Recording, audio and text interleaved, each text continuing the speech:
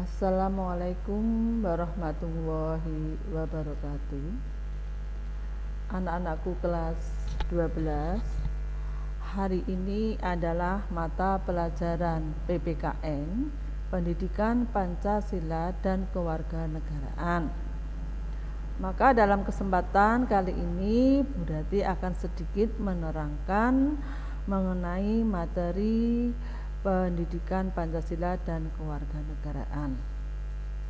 Di kelas 3 nanti anak-anakku akan mempelajari PPKN itu ada 7 bab. Bab 1, 2, 3, 4, 5, 6, dan 7. Untuk semester gasal yaitu bab 1 sampai dengan bab 4.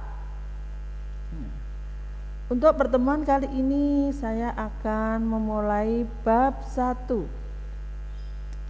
Bab 1 mengenai kasus-kasus pelanggaran hak dan pengingkaran kewajiban warga negara. Nah, di sini kita harus tahu apa itu hak dan apa itu kewajiban. Hak adalah sesuatu yang mutlak menjadi milik kita. Penggunaan pun tergantung pada kita. Berarti yang dimaksud di sini bahwasanya setiap orang itu punya hak. Dan yang menggunakan tergantung pada kita. Contoh misalnya hak anak-anakku untuk mendapatkan pelajaran. Sebagai seorang siswa, anak-anakku punya hak untuk mendapatkan pelajaran. Nah, seperti sekarang ini kalian mendapatkan hak dari mata pelajaran Bu Rati, yaitu PPKN. Maka anak-anakku dengan pelajaran daring semacam ini, silakan Anda menyimak. Ya, Anda sekarang ini mendapatkan hak untuk mendapatkan pelajaran.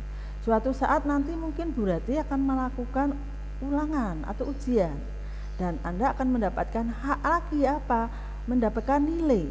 Jadi setelah ada ulangan nanti dinilai, Anda akan mendapatkan hak penilaian. Ya, sampai di mana pencapaian Anda untuk bisa mengerti tentang pelajaran PPKN itu tentang hak. Nah, tentang kewajiban.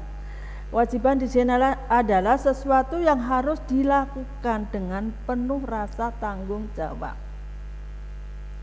Kewajiban contohnya saya, berarti sebagai seorang pendidik punya kewajiban.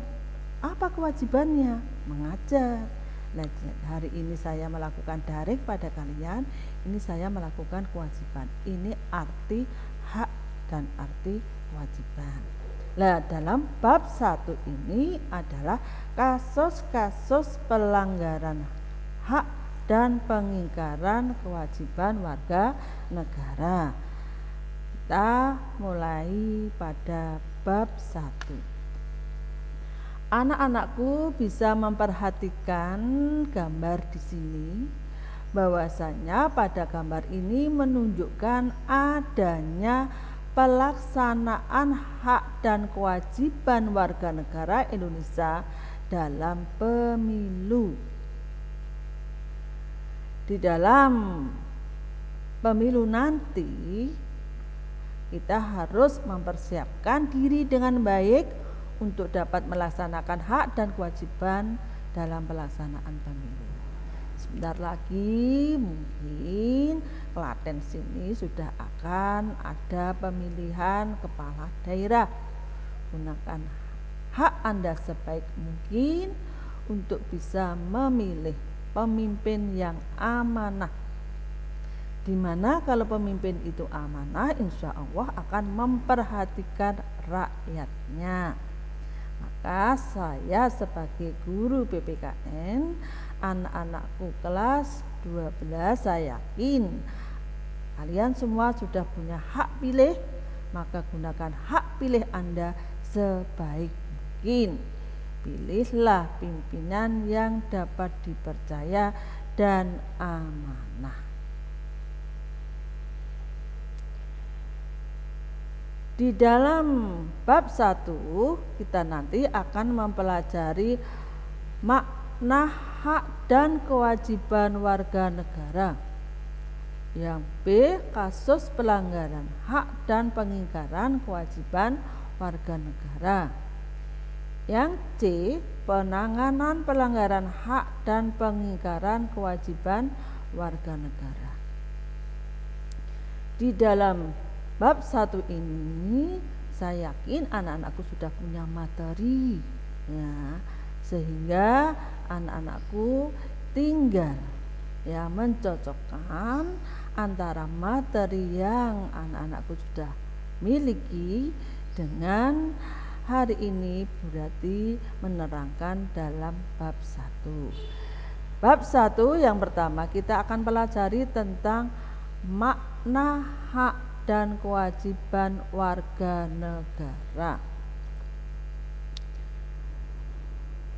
Hak warga negara di sini ada hak secara sosial. Hak secara sosial ini adalah hak mendapatkan kedudukan yang sama di dalam hukum dan pemerintahan. Anak-anakku bisa membuka Undang-Undang Dasar 1945 dalam pasal 27 ayat 1. Yang kedua adalah hak secara individu, yaitu hak untuk hidup dan mempertahankan kehidupan dan hak mendapatkan perlindungan. Di dalam hak secara individu ini juga termuat dalam pasal 27 ayat 2, bahwasanya kita sebagai manusia harus bisa mempertahankan kehidupan kita. Dan kita pun sebagai rakyat Indonesia akan dilindungi oleh pemerintah. Contohnya ada perlindungan anak. Nah, ini sebagai contoh dalam pasal 27 ayat 2. Lanjutnya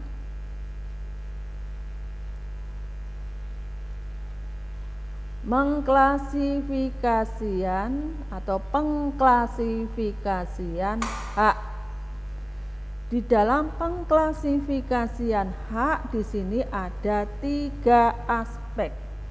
Yang pertama adalah aspek politik, yang kedua adalah aspek sosial budaya, yang ketiga adalah aspek ekonomi. Satu persatu dalam pengklasifikasian hak akan saya ulas. Yang pertama adalah hak politik warga negara. Hak politik warga negara ada 3. Yang nomor 1 adalah berpartisipasi dalam pemilihan umum. Ya, nomor 1 ini sudah saya terangkan di depan tadi, bahwasanya kita sebagai rakyat Indonesia yang sudah punya hak suara, silahkan kita gunakan hak kita ini di dalam melakukan atau menentukan wakil rakyat ya, atau pimpinan kita ya. Kemudian yang nomor 2 adalah partisipasi pembangunan roda pemerintahan. Dalam pembangunan roda pemerintahan, kita sebagai rakyat, sebagai warga negara harus berpartisipasi aktif. Kenapa? Kedua-duanya harus kerjasama dengan baik antara pemerintah dan juga antara rakyatnya. Untuk itu kita sebagai rakyat, mari kita sengkuyung roda pemerintahan kita supaya terwujud dengan baik. Saya contohkan, di sebuah desa dipimpin oleh kepala desa, seorang kades. Sekarang di desa-desa itu kan banyak adanya suatu bantuan. Nah, bantuan ini diberikan kepada kepala desa untuk bisa membentuk roda pemerintahan di desa masing-masing.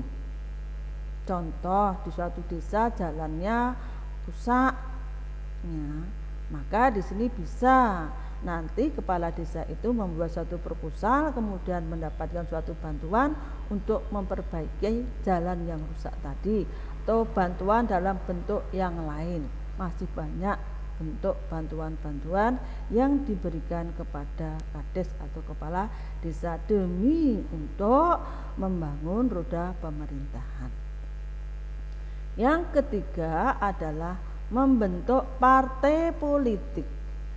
Dalam pembentukan partai politik di sini kalau kita buka Undang-Undang Dasar 1945 itu termuat dalam pasal 28. Dalam pasal 28 di sini bahwasanya pembentukan partai politik didasarkan salah satu pencerminan dalam sebagai kita warga negara itu berserikat dan berkumpul dan menyatakan pendapat. Maka dalam pembentukan partai di sini sekali lagi saya ulang, kalau kita lihat Undang-Undang Dasar 45 itu termuat dalam pasal 28. Kita lanjutkan. Hak dalam bidang sosial budaya. Di sini ada beberapa hal, ada 5 macam. Yang pertama adalah hak atas pekerjaan dan penghidupan yang layak bagi kemanusiaan. Tertera dalam pasal 27 ayat 2. Anak-anakku, bahwasanya dalam pasal 27 ayat 2 di sini dikatakan hak atas pekerjaan. Sebetulnya pemerintah telah menyediakan pekerjaan untuk rakyatnya. Nah, sehingga tinggal di sini bagaimana rakyat itu mau melaksanakan atau tidak. Saya contohkan misalnya di suatu sekolahan SMK Muhammadiyah 2 Klaten Utara punya suatu BKK. BKK itu adalah Bursa Kerja Khusus, di mana membantu anak-anak untuk bisa mendapatkan pekerjaan. Sebetulnya pekerjaan itu sudah ada, sudah disediakan oleh pemerintah melalui BKK.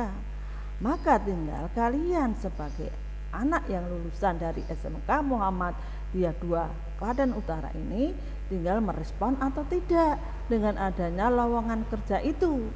Nah, maka saya sebagai guru di sini, sebagai guru PPKN di sini, kalau di PKK sekolahan kalian itu ada lowongan kerja, silahkan Anda respon, silahkan Anda segera untuk mendaftar di PKK yang ada di sekolahan Anda. Karena dalam pasal 27 ayat 2 di sini dikatakan hak atas pekerjaan. Sebenarnya pekerjaan itu ada. Tinggal kalian bagaimana menyikapi pekerjaan tersebut. Kalau kalian bekerja, otomatis kalian akan mendapatkan suatu penghasilan. Nah, penghasilan itu mesti untuk apa? Memenuhi kehidupan. Biar kehidupan kalian itu layak. Ya, kehidupan kalian itu enak. Semakin tahun bertambah tahun, hidup kita harus semakin meningkat dan semakin lebih baik. Jangan sampai anak-anakku mengalami kehidupan malah semakin mengalami kemunduran, jangan sampai. Ya, saya berharap seperti itu. Yang nomor 2 adalah hak atas kebebasan beragama dan beribadah.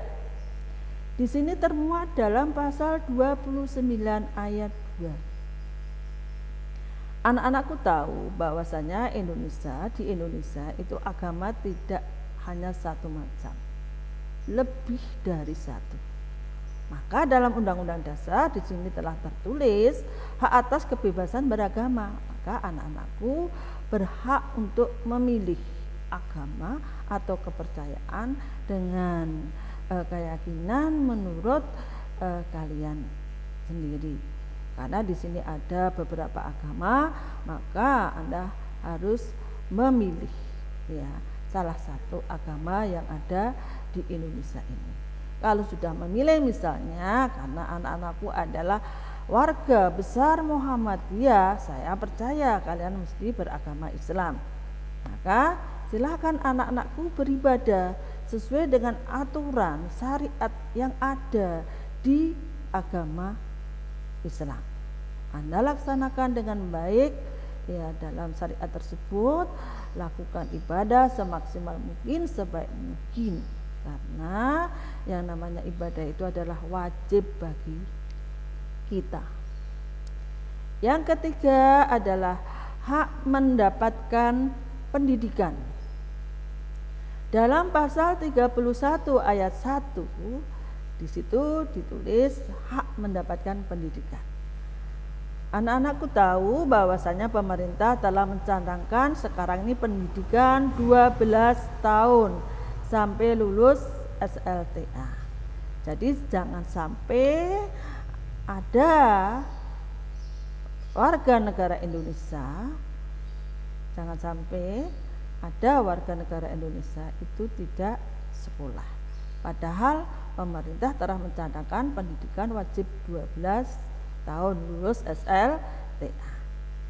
Nah, nanti kalau sudah lulus SLTA, silakan anak-anak pengen kerja, silakan kerja. Anak ya pengen melanjutkan kuliah, silakan melanjutkan kuliah ke jenjang pendidikan yang paling tinggi. Ya.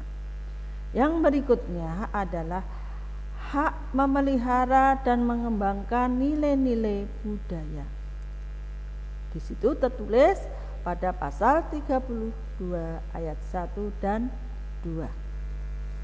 Nah, di sini di Indonesia anak-anakku tahu bahwasanya budaya kita atau negara kita itu adalah kaya tentang budaya. Nah, karena dengan adanya kaya dengan budaya tersebut, maka anak-anakku harus bisa memelihara budaya tersebut. Kata lain harus bisa menguri-uri, melestarikan. Karena nenek moyang kita sudah menciptakan atau menemukan budaya tersebut, tinggal kita generasi penerusnya adalah menguri-uri atau melestarikan. Nah, untuk itu karena budaya kita itu tiap-tiap daerah ada, maka setiap daerah harus uri-uri budaya masing-masing. Contoh, kita seorang warga negara yang berada di Pulau Jawa, maka kita menjadi seorang yang hidup di Jawa, kita harus bisa menguri-uri budaya kita. Apa contohnya? Misalnya ada wayang kulit, ada budaya tentang ketoprak, ada tari serimpi, ya, atau mungkin tari-tari yang lainnya. Nah, ini kita wajib untuk melestarikannya. Jangan didiamkan, akhirnya budaya itu nanti punah. Ya, jangan sampai terjadi seperti itu. Maka dalam pasal 32 ayat 1 dan 2 di sini dituliskan memelihara dan mengembangkan budaya itu. Nah, kita sebagai orang Jawa ya harus bisa mengembangkan budaya Jawa. Yang terakhir yaitu yang nomor 5 adalah hak mendapatkan kesejahteraan sosial. Hak mendapatkan kesejahteraan sosial. Dalam arti sejahtera di sini misalnya tentang kesejahteraan soal dalam arti misalnya contoh pelayanan atau fasilitas tentang kesehatan. Nah, tentang kesehatan pemerintah juga sudah memfasilitasi tentang adanya puskesmas setiap kecamatan. Ini supaya rakyatnya nanti sehat, dan kalau sudah sehat mesti bisa bekerja. Kalau bekerja otomatis mendapatkan penghasilan. Kalau mendapatkan penghasilan mesti saya yakin hidupnya akan sejahtera. Ya. Saya lanjutkan.